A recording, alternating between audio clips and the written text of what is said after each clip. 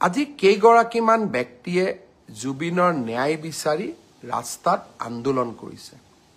পুলিচে তেওঁলোকক গ্ৰেপ্তাৰ কৰিছে আৰু মানুহে সুধিছে তেওঁলোকক কিয় গ্ৰেপ্তাৰ কৰা হ'ল।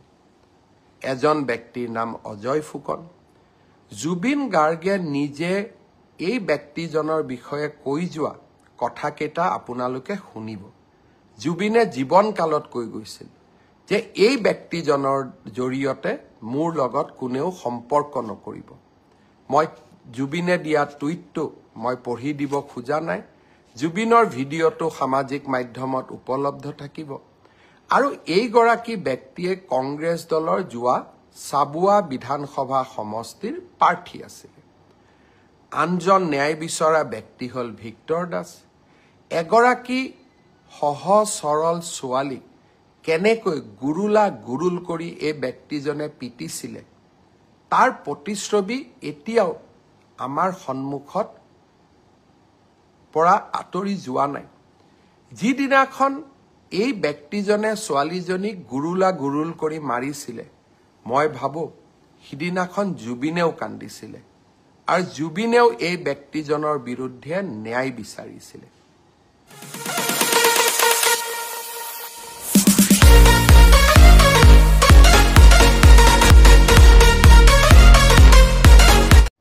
বহু সময়ত ব্যক্তিগত কথা কোৱা উচিত নহয় আৰু ব্যক্তিগত কথা কোৱাৰ পৰিৱেশো নাথাকে। যোৱা 6টা বছৰ আগতে এদিন মই কৈছিলোঁ যে জুবিনক বিপথে পৰিচালিত কৰাত তেওঁৰ আশে-পাশে লাগি থকা মানুহখিনি জড়িত হৈ আছে। 6 বছৰ আগতে মই কি কৈছিলোঁ সি এতিয়াও সংবাদ মাধ্যমত বৰ্তমান সামাজিক মাধ্যমতো তাৰ উপস্থিতি আছে। সেয়েহে মোৰ গোটেই ঘটনাৰ সম্পৰ্কত মোৰ মতামত বা স্পষ্ট ভাৱ আজি নহয় 6 বছৰ আগতে মই ৰাইজৰ ওচৰত বা ৰাইজক মই জনাইছিলোঁ। জুবিন আমাৰ জাতীয় সম্পদ। জ্যোতিপ্ৰসাদ আগৰৱালা, বিষ্ণুপ্ৰসাদ ৰাভা আৰু ভূপেন হাজৰিকাৰ সমকক্ষ বুলি জুবিন গাৰ্গক অভিহিত কৰি মই জুবিনৰ সন্মুখত দিয়া এটি ভাষণো সামাজিক মাধ্যমত উপলব্ধ হৈ আছে। জুবিনৰ প্ৰতি মোৰ এক ব্যক্তিগত অভূতপূৰ্ব কৃতজ্ঞতাও আছিলে। মোৰ দেউতা প্ৰয়াত কৈলাশনাথ শৰ্মাৰ গীতৰ সংকলন জুবিনে অতি মৰমেৰে ৰুণজুন নামৰ কেছেটটোৰ জৰিয়তে বাণীবদ্ধ আৰু ভিডিঅ' কৰি মোক উপহাৰ দিছিলে আৰু সেই গানকেইটাই যথেষ্ট সমাদৰ লাভ কৰিছিল। এজন পুত্ৰ হিচাপে তাতকৈ গৌৰৱৰ কথা একোৱেই নাছিল আৰু সেয়েহে জুবিনে য'তেই যেনেকে কৰবাত আমি যদি কেতিয়াবা জুবিনৰ যাত্ৰাৰ সংগী হ'বলৈ সুবিধা পাইছিলোঁ তাক কেতিয়াও মই হাতৰ পৰা ওলাই যাব দিয়া নাছিলোঁ।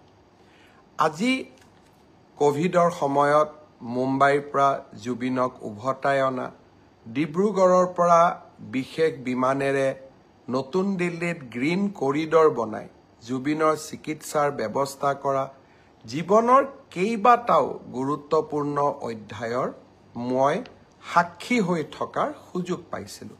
মোৰ একো কণ্ট্ৰিবিউশ্যন নাছিলে, কিন্তু মই সাক্ষী হৈ থাকিব পাৰিছিলোঁ। সেয়েহে কোনো এজন জুবিন অনুৰাগীতকৈ মই নিজকে কম অনুৰাগী বুলি নাভাবোঁ আৰু বেছি বুলিও নাভাবোঁ, কাৰণ আমি সকলোৱে জুবিনক ভাল পোৱাৰ অধিকাৰ আছে আৰু অধিকাৰ থাকিব।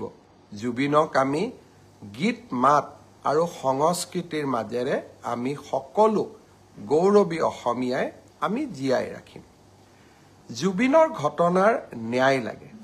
ৰাইজৰ দৃষ্টিত আৰু বিভিন্ন পুলিচৰ হাতত অহা নথি পত্ৰৰ দৃষ্টিভংগীৰ পৰা শ্যামকানু মহন্ত, সিদ্ধাৰ্থ শৰ্মা আৰু কেইবাজনকো আমি বহুত কথা সুধিব লাগিব। আইনে আইনৰ ৰাস্তা ল'ব। মই আজিৰ এই ফেচবুক লাইভৰ জৰিয়তে শ্যামকানু মহন্ত আৰু সিদ্ধাৰ্থ শৰ্মাক ক'ব বিচাৰোঁ যে আপোনালোকে জনতাৰ ধৈৰ্যৰ সৈতে খেলিবৰ বাবে চেষ্টা নকৰিব। 6 অক্টোবৰ তাৰিখে আমি আপোনালোকক অসমত বিচাৰিছোঁ। পূজাৰ কেইটামান দিনৰ বাবে আমি আপোনালোকক বিচৰা নাই যে দশমীলৈকে আপোনালোক আহক। দশমীৰ পিছতে 6 অক্টোবৰত আমি আপোনালোকক CIDৰ কাৰ্যালয়ত বিচাৰিছোঁ। আৰু আপোনালোকে ফেচবুক লাইভ কৰি বা একোখন পত্ৰ লিখি জনতা আৰু আইনৰ পৰা হাৰিব আপোনালোকে নোৱাৰিব। আপোনালোকে যদি সঁচাকৈ আপোনালোক নিৰ্দোষী, সাহসেৰে আহক, CIDৰ কাৰ্যালয়লৈ আহক, আপোনালোকে নিজৰ কথা কওক। আৰু যদি আপোনালোকে কথা ক'ব CIDক নোখোজে, আদালতৰ ওচৰত গৈ কওক। কিন্তু ৰাইজৰ ক্ষোভৰ সৈতে, যি ক্ষোভ এতিয়া অগণিত পৰিণত হৈছে, ক্ষোভৰ সৈতে আপোনালোকে খেলা নকৰিব। মই অসমৰ মুখ্যমন্ত্ৰী হিচাপে আপোনালোকক স্পষ্ট সকিয়নি দিব খুজিছোঁ যে অহা 6 মই আজি পুনৰ এবাৰ প্ৰতিশ্ৰুতি দিছোঁ যে জুবিনৰ ঘটনাৰ সৈতে জড়িত সকলো কেইগৰাকী ব্যক্তিক আইনৰ সন্মুখলৈ অনাৰ দায়িত্ব অসমৰ মুখ্যমন্ত্ৰী হিচাপে মোৰ। আৰু সেই দায়িত্ব মই কৰ্তব্য নিষ্ঠাৰে সৈতে পালন কৰিম, দায়বদ্ধতাৰে সৈতে মই পালন কৰিম।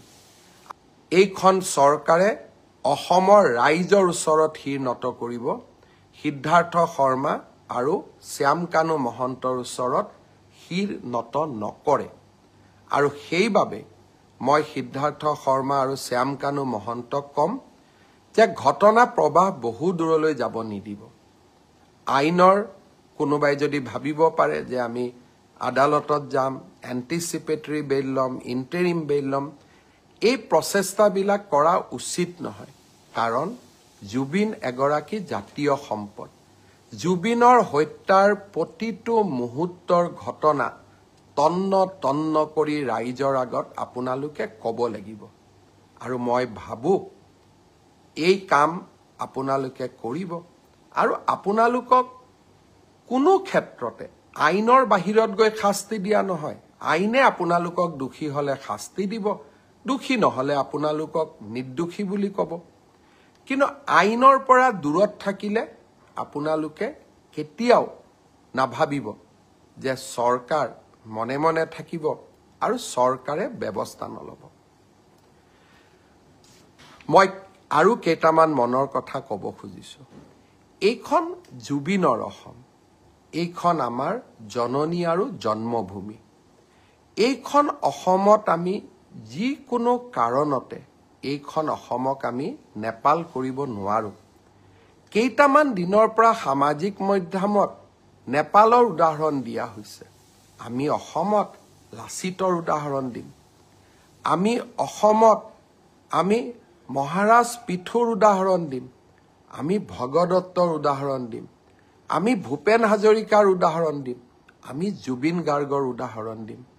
আমি নেপালৰ উদাহৰণে অসম নচলাম। আজি এটাই মই কথা ক'ব খোজোঁ, এটাও যদি অসমৰ সম্পত্তিক আজি আমি হানি কৰোঁ, আটাইতকৈ দুখ জুবিন গাৰ্গে পাব। কাৰণ এইখন জুবিনৰ অসম, আমাৰ সকলোৰে জননী আৰু জন্মভূমি। আজি কেইগৰাকীমান ব্যক্তিয়ে জুবিনৰ ন্যায় বিচাৰি ৰাস্তাত আন্দোলন কৰিছে। পুলিচে তেওঁলোকক গ্ৰেপ্তাৰ কৰিছে আৰু মানুহে সুধিছে তেওঁলোকক কিয় গ্ৰেপ্তাৰ কৰা হ'ল। এজন ব্যক্তিৰ নাম অজয় ফুকন। জুবিন গাৰ্গে নিজে এই ব্যক্তিজনৰ বিষয়ে কৈ যোৱা কথাকেইটা আপোনালোকে শুনিব। জুবিনে জীৱনকালত কৈ গৈছিল যে এই ব্যক্তিজনৰ জৰিয়তে মোৰ লগত কোনেও সম্পৰ্ক নকৰিব। মই জুবিনে দিয়া টুইটটো মই পঢ়ি দিব খোজা নাই। জুবিনৰ ভিডিঅ'টো সামাজিক মাধ্যমত উপলব্ধ থাকিব। আৰু এইগৰাকী ব্যক্তিয়ে কংগ্ৰেছ দলৰ যোৱা চাবুৱা বিধানসভা সমষ্টিৰ প্ৰাৰ্থী আছিল। আনজন ন্যায় বিচৰা ব্যক্তি হ'ল ভিক্টৰ দাস।